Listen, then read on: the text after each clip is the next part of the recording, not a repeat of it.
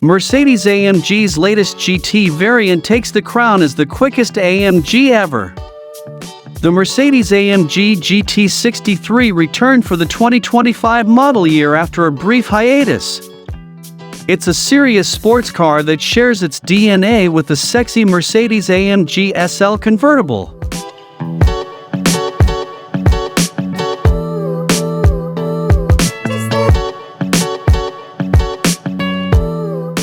Mercedes revised the aerodynamics for the AMG GT 63 SE Performance, adding a new carbon element on the underbody ahead of the engine.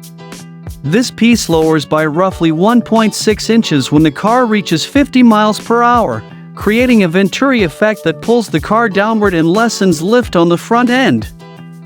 The E-Performance is also fitted with a retractable rear spoiler that raises at over 50 miles per hour and can alternate among 5 different angles either to improve stability or minimize drag.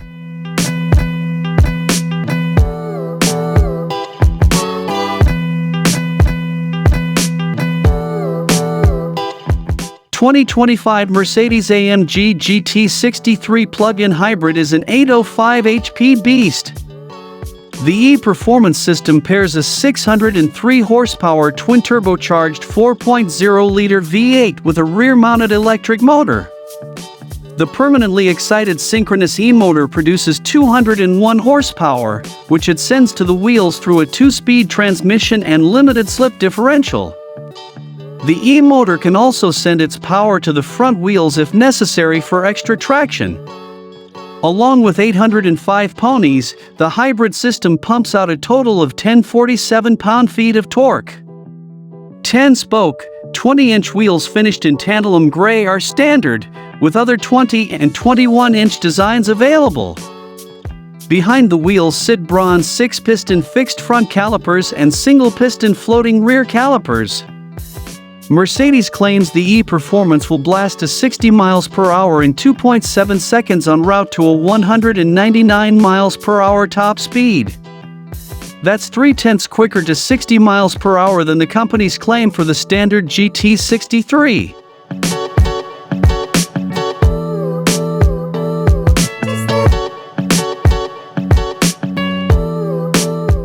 Since it's a close relative of the SL, the redesigned AMG GT Coupe's 2+2 cabin is much the same as the SL's, but with a fixed roof.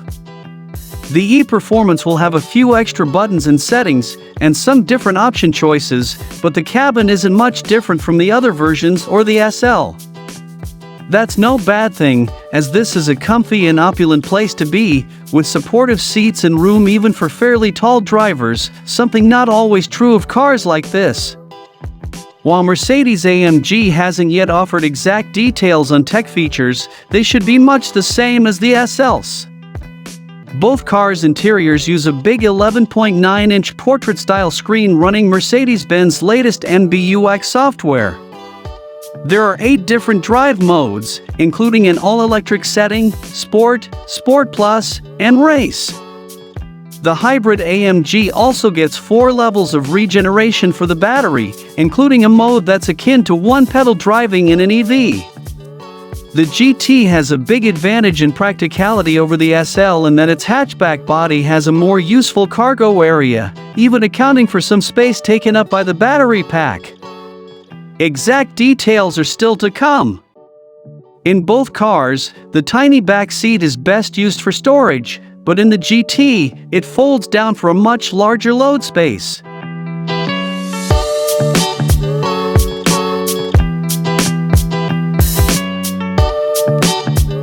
The rear bumper is an unusual spot for a plug-in hybrid charging port, but it is close to the battery pack. A red GT63S badge, twin trapezoidal tailpipes, and E-Performance badges on the front fenders. The E-Performance comes standard with AMG's active ride control, which uses active hydraulics instead of mechanical anti-roll bars that work in conjunction with adaptive dampers, each featuring 2 hydraulic connections that are all interconnected.